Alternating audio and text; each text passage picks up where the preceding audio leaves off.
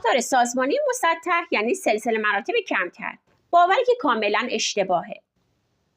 خیلی از شرکت‌ها عناوین رسمی و لایه‌های مدیریتی رو حذف میکنن تا شرکتشون ساختارش مسطح بشه یا سلسله مراتب کمتر بشه.